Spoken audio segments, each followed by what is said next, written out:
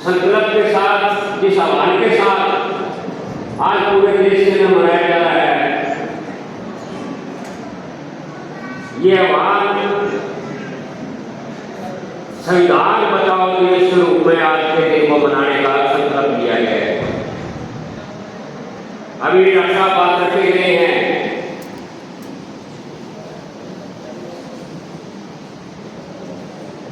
कि आप क्या भारत का विचार है, अम्बेडकर और भारत का विचार, और ये विचार किन संघर्षों के बदौलत है, कितनी लड़ाइयां लड़ते हुए आमतौर के ऊपर अभी भी संविधान को एक सीमित दायरे के लोगों का संविधान के रूप में माना जाता है। इनका है संविधान,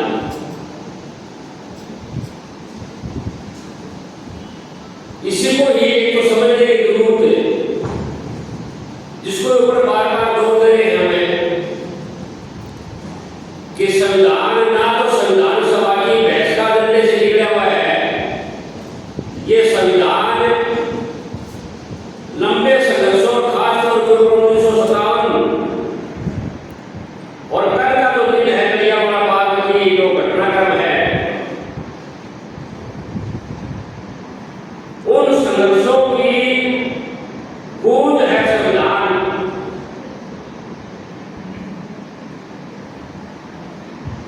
और उसमें जो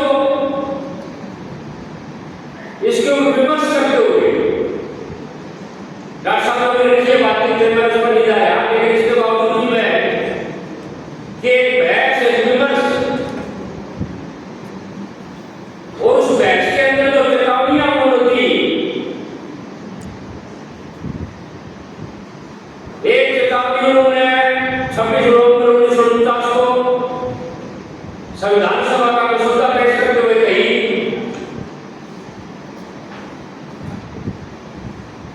एक चेतावनी उन्होंने समाज के लोगों से कही,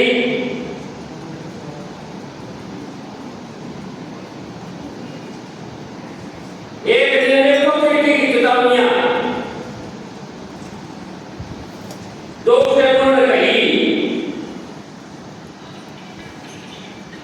दुर्भाग्य से उन चीजों को समझ नहीं पाए, इस बात को समझ नहीं पाए कि आज ये 8 घंटे की ड्यूटी का जो कानून है देश के अंदर, अभी मई उसके मौके के ऊपर हम दुनिया भर के जो एक हो का नारा लगाते हैं,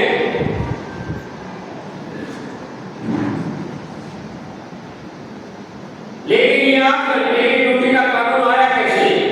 सवाल उल्टे हो रहे हैं, सवाल तो इस बात के हो रहे हैं कि डॉक्टर भीमराव अम्बेडकर इतना बड़ा विद्वान, इतना पढ़ा लिखा, इतना संघर्षशील है, तो उसका आजादी के आंदोलन के अंदर योगदान क्या है? सवाल तो ये आ रहे हैं। इसीलिए इसके संविधान को चुनौती पेश होती है, जाने न जाने लगेगी। अब वो 1942 से लेकर 1940 तक वायसराय की काउंसिल के अंदर जो मेंबर है, अब इसमें भी सवाल यह आता है कि क्यों गया?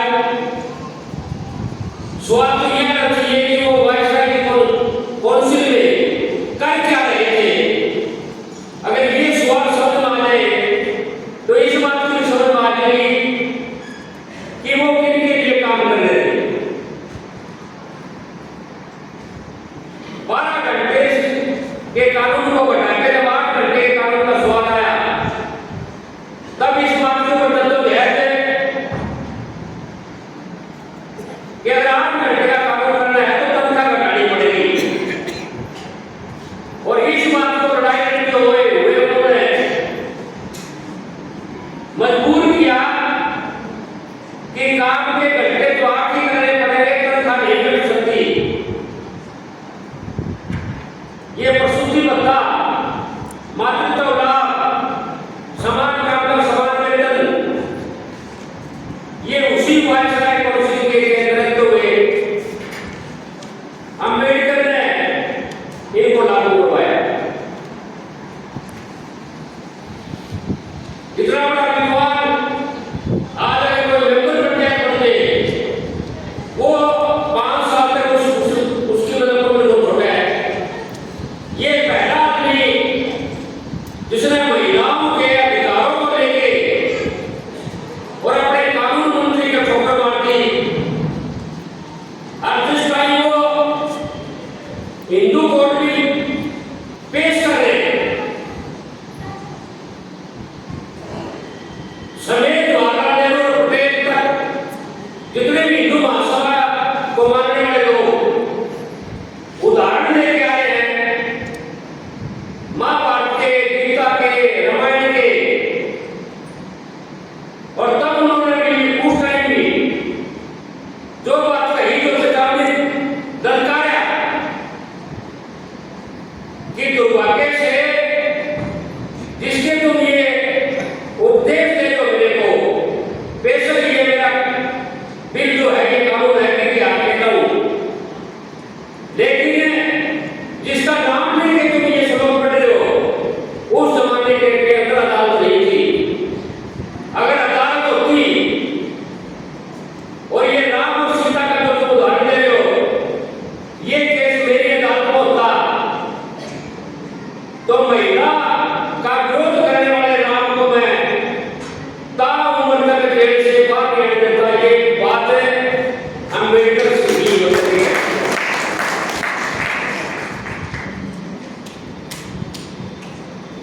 अब इतनी जद्दोजहद जमीन के सवाल के ऊपर 1953 में SC ST की जो प्रवर कमेटी है, उसकी रिपोर्ट के ऊपर 54 में लोग बहस कर रहे हैं, जद्दोजहद हो रही है।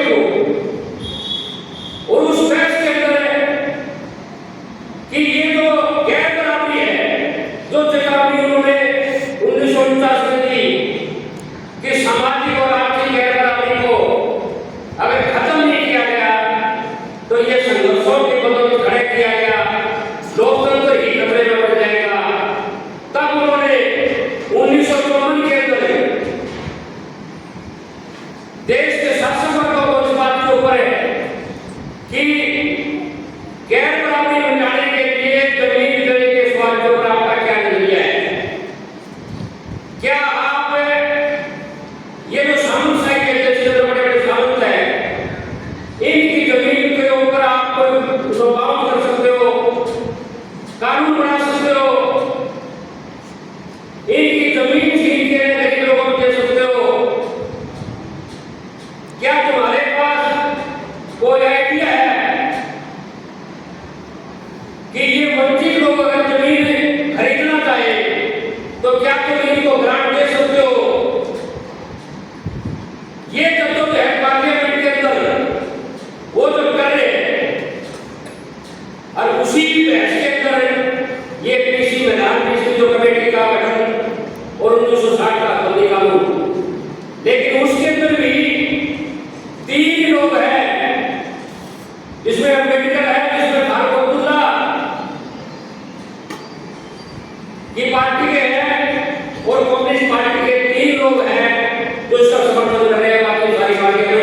खिलाफ हो रही हैं। इन सवालों के ऊपर जब आप चर्चा कर रहे हैं, बहस कर रहे हैं, तब ये सवाल सामने आता है कि मौजूदा दौर में 76 साल के आने के बाद जो बाबा साहब ने उन्हें चेतावनी दी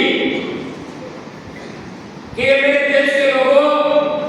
संविधान में कितना भी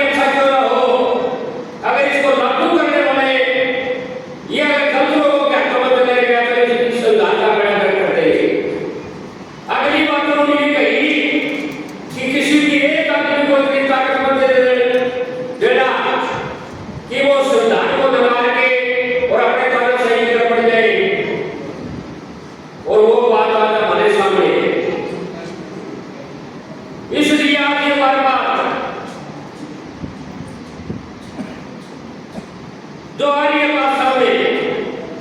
कि हम इतनी ताकत होगी जो संविधान को बदल देंगे।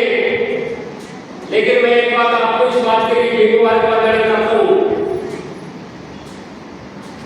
कि आज से 2 महीने पहले आपने किसी व्यक्ति को नजर की कि मौजूदा सत्ता को सत्ता से बाहर किया जा सकता है, लेकिन आज पिछले 15 दिन से मैं देख रहा हूं कि गांव से लेके मोहल्ले और उस ब्लॉक और उस जिला तक, राज्य के स्तर तक, दुनिया के स्तर तक इतने बड़े पैमाने के ऊपर अम्बेडकर जयंतियां मनाई जा रही है। रात में 1 बजे तक की रात हम ढाका में थे, 3 बजे तक कार्यक्रम चले, 3 बजे तक आप अंदाजा लगाओ। बेशक वो गुणगान कर रहे होंगे, लेकिन ये जो चेतना आ रही है जिसमें महिलाएं भी, बुजुर्ग भी, बच्चे भी, नौजवान भी, और इस संकल्प के साथ इसलिए दलित अधिकार में दलित शोषण मुक्ति मंच और राष्ट्रीय स्तर के ऊपर 100 से ज्यादा जो दलितों के संगठन है उनकी कोऑर्डिनेशन कमेटी ने हैदराबाद के अंतरराष्ट्रीय स्तर की कन्वेंशन करके ये संकल्प लिया कि मोदी जब ये कह रहे हैं कि संविधान बदलेंगे, और वहां संकल्प लिया गया कि हम 2050 का जश्न मनाएंगे, 1950 से लेकर 100 साल इस संविधान के 100 साल पूरे करेंगे। ये संकल्प मांगे गए। चुनौतियां बहुत है, इसके जो अधिकार है उनके ऊपर जिसको ऊपर अपने आशा बोलते गए, मतलब सारी जो उसमें चाहे संप्रभुता का सवाल है, चाहे धर्मनिरपेक्षता का सवाल है, चाहे सामाजिक न्याय का सवाल है, चाहे हमारे संघीय ढांचे का सवाल है, जिस रूप से चुनौती मिल रही है, और चुनौती भी एक तरफा क्या तरीके की है, चारों तरफ से हमला है, राजनीतिक रूप से हमला, जिसका मुकाबला करने के लिए अभी देश की जनता ने हम सब बात को उठाए, इस बात को संकल्प लेने के लिए कि आज यहाँ नेता नहीं आए, कार्यकर्ता आए, इतने नेता सारे आए, यहाँ आम लोग नहीं है। अगर इतने लोग भी इस बात को लेके जुट जाए, लोगों के बीच में ले जाए, लेकिन चिंता करने की बात करने अपने बीच में ये भी मैं रेखांकित करना चाहता हूँ कि अम्बेडकर के ऊपर बोलने के लिए, संविधान पर बात करने के लिए अभी जब ये अपने आयोजन कर रहे हैं तो पूरा हरियाणा के अंदर ढूंढते फिर रहे हैं कि हमारे को कोई वक्ता मिल जाए। ये अपने लिए चिंता की बात है कि क्या आंदोलन है, अधिकार आंदोलन है, उसको हमें पढ़ना पड़ेगा, जानना पड़ेगा, लोगों को समझाने के लिए, लोगों के बीच में जाने के लिए। दुर्भाग्य यह है कि बाकी चीजें हमारी खूब होती है, लेकिन इसके ऊपर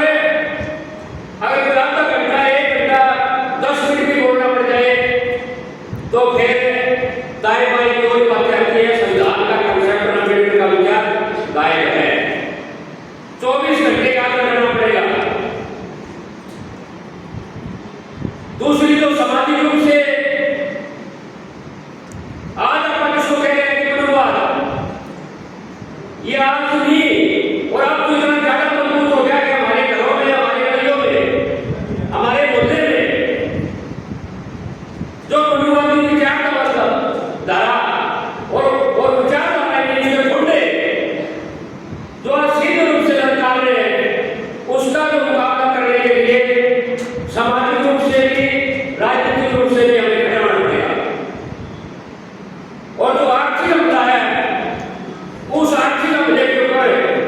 जो भी आज आपने जो साबित किया है, मुबारकबाद देना चाहता हूं मैं किसान आंदोलन को कि जिन्होंने 13 महीने की लंबी लड़ाई लड़के हैं और ये साबित कर दिया कि कोई भी कितना बड़ा तानाशाह क्यों ना हो, उसको संघर्षों के लंबियों पर हराया जा